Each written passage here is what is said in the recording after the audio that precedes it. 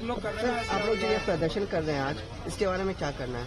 सिर्फ एक बात है कि अभी जो सर्वोच्च न्यायालय का 1 अगस्त 2024 को जजमेंट आया, जिसमें उन्होंने अनुसूचित जाति जनजाति में उपवर्गीकरण करने का आदेश दिया और साथ में सरकारों को सलाह दे डाली कि वो क्रीमी लेयर भी लागू करें। मैं पूछना चाहता हूं कि नौकरियां हैं कहां? कि ऐसा तो नहीं है कि कहीं ये जजमेंट कहीं से प्रायोजित हो? कहीं ऐसा तो नहीं है कि आप आपस में दलितों को, आदिवासियों को, पिछड़ों को लड़वाना चाहते हैं? ये मैं इसलिए कह रहा हूं कि देश के अंदर 4th क्लास एम्प्लॉयमेंट को भारत सरकार ने 5th पे कमीशन में पूरी तरह बैन कर दिया, आउटसोर्स कर दिया, ठेके पे भर्तियां निकाल के भरी जा रही है।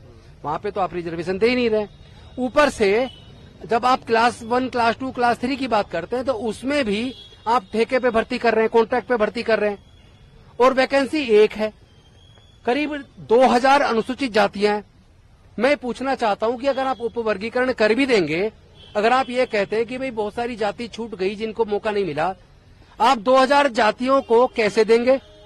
अगर सपोज करो ग्रुप ए की वैकेंसी निकली, वैकेंसी है 4, और वैसे टोटल वैकेंसी सपोज करो 20 है, 4 अनुसूचित जाति की है, तो 4 अनुसूचित जाति की वैकेंसी पे 10,000 लोग अवेलेबल हैं, और उसमें अनुसूचित जाति की लगभग सब जातियों के हैं।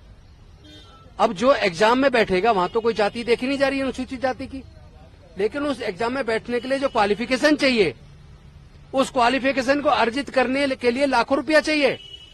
अगर आप इंजीनियरिंग करना चाहते हैं दिल्ली टेक्निकल यूनिवर्सिटी से या Netaji Subhash university of technology से, या आप लॉ करना चाहते हैं NLU नेशनल लॉ यूनिवर्सिटी से, तो वहां से 20 लाख रुपया चाहिए। सरकारी लॉ कॉलेज से लॉ करने के लिए 5 साल का, सरकारी इंजीनियरिंग कॉलेज से इंजीनियरिंग करने के लिए कम से कम 15 से 16 लाख रुपया चाहिए, और उसके लिए भी पहले एंट्रेंस एग्जाम, उसके लिए 3 लाख रुपया आपको कोचिंग के लिए चाहिए।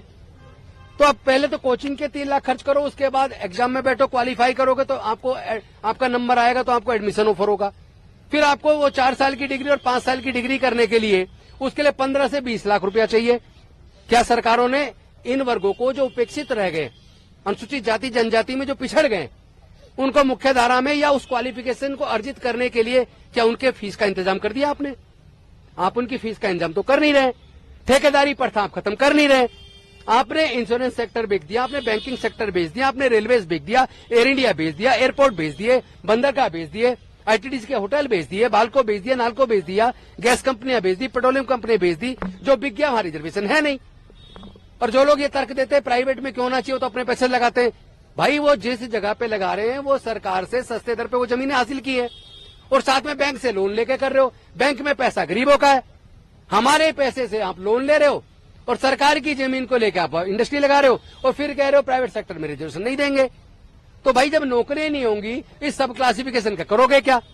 जब लोग उस अमुक सीट के लिए जो क्वालिफिकेशन चाहिए उसको अर्जित करने के लिए जो पैसा चाहिए वो आपके पास नहीं है, वो पढ़ ही नहीं पाएंगे, तो फिर वो आएंगे कैसे?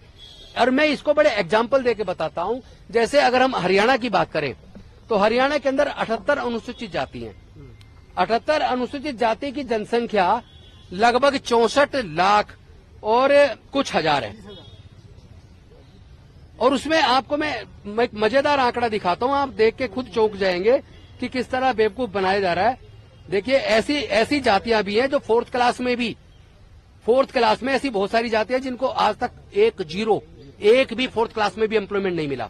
ये देख लीजिए, जो आपको आंकड़े कोई दिखाएगा नहीं। ये देखिए, ये जातियां हैं। टोटल जनसंख्या उत्तर प्रदेश के अंदर अनुसूचित जाति की 64,38,950 है, और इसमें ए ग्रुप के अंदर कम से कम 15 जाति ऐसी हैं जिनको 0 आज तक एक भी क्लास 1 अफसर नहीं बना। बी ऐसी है, कम से कम बी में भी 15 ऐसी जातियां हैं जिनको आज तक एक बी ग्रुप में नहीं बना। सी ग्रुप में भी कम से कम ऐसी 10 जातियां जिनको 0 एक भी पोस्ट नहीं मिला। और डी ग्रुप यानी चपड़ासी, पानी पिलाने वाला, उसके अंदर भी ऐसी कम से कम 6 जातियां हैं जिनको 0 एक भी नौकरी नहीं मिली। आप कर दो सब क्लासिफिकेशन, करने के बाद मिल जाएगी क्या? आपके पास कौन सा आधार है? आप 2000 जातियों के कैसे बांटोगे, वर्गीकरण करोगे कैसे? एक जाति ऐसी होगी जिसको 500 साल बाद मिलेगी एक सीट। रिजर्वेशन 500 साल चलेगा क्या? उपवर्गीकरण ये एक धोखा है। ये अनुसूचित जाति जनजाति पिछड़े वर्गों को आपस में लड़ाने के लिए किया गया है। चुप कर रहे हैं तो आप प्रोटेस्ट में आपका क्या डिमांड है? मैं बता रहा हूँ